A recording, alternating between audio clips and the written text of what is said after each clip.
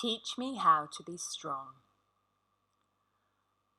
I want to know how to be strong, said the young man to the old hermit, breathless from climbing the mountain to reach the damp cave. For what purpose do you want to know how to be strong? Asked the old hermit.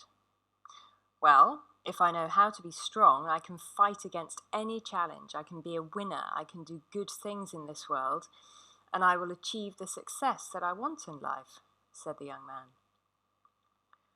So you want to achieve success and get what you want? Well, this is an entirely different skill set, an understanding. From your question, I can already know that you have no understanding of strength or success. You imagine that strength is power in an external sense. You fight against your own imagination. You have been told what to think and believe, no doubt, and you can only dream of what there is to overcome.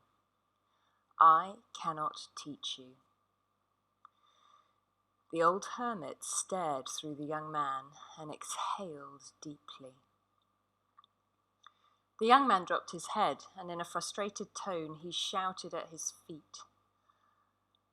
I'm ready to learn. I know what I want. Please teach me. When the young man looked up, the old hermit had disappeared. There in front of him stood an owl staring through him, motionless. The owl fluffed his feathers as if inhaling deeply and produced a small seed from inside his beak. He dropped it on the ground and promptly sat on it.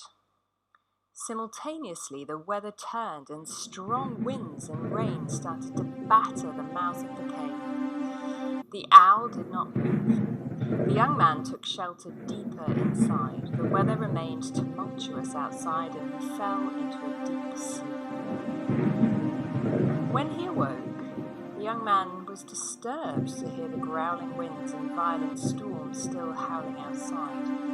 He walked towards the mouth of the cave to find the owl standing firm, his feathers billowing, his body undulating in the wind. He was anchored to the rock by his long talons as if he were part of the stone itself.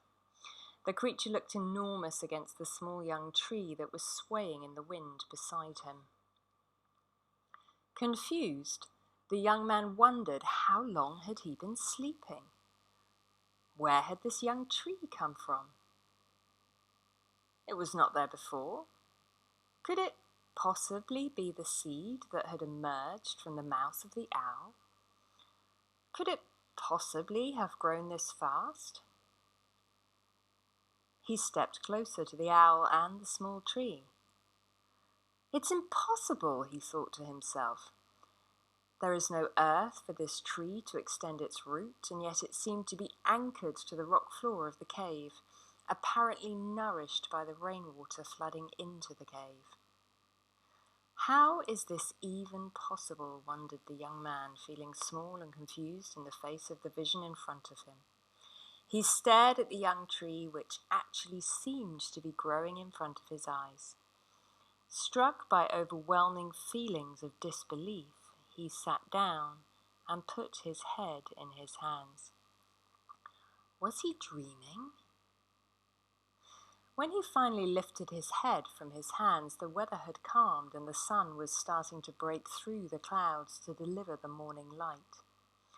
Almost instantly, he felt the warm rays breach the dampness in his body.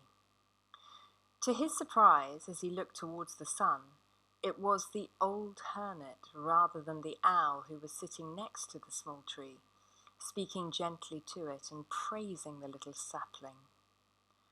The sapling seemed to turn his small leaves towards the words of the old hermit as if breathing them in with gratitude. Who are you? Where did this tree come from? Where is the owl? What did you do to me? Demanded the young man in a state close to panic. That's right, said the old hermit. Still so much easier to blame than to engage when we cannot stretch to find our understanding. Be at peace, my friend. Breathe. The old hermit looked at him with gentle eyes.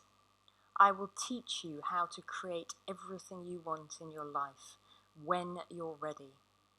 For you to be ready, you must first be willing to stand inside the flow of life, rather than outside or rushing to take shelter and bury yourself in the safety of what you think you know.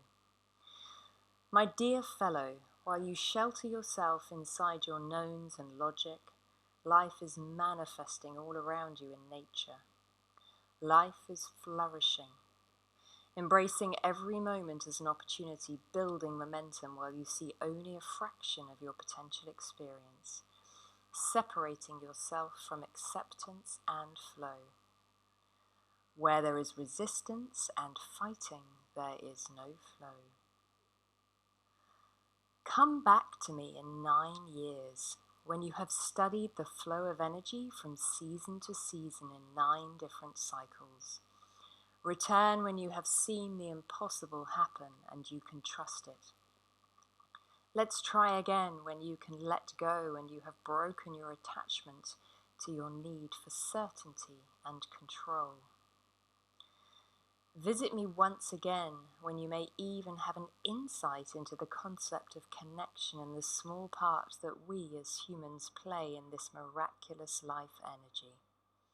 You will have seen energy and life in motion. You will be in flow. You will almost be ready to let go of your inherent teachings and learnings and set yourself free. Only then can you know yourself. Only from this place can you know anything else. When you know how to become life in motion, you are ready. That was Teach Me How to Be Strong, a learning story by Sarah Marin.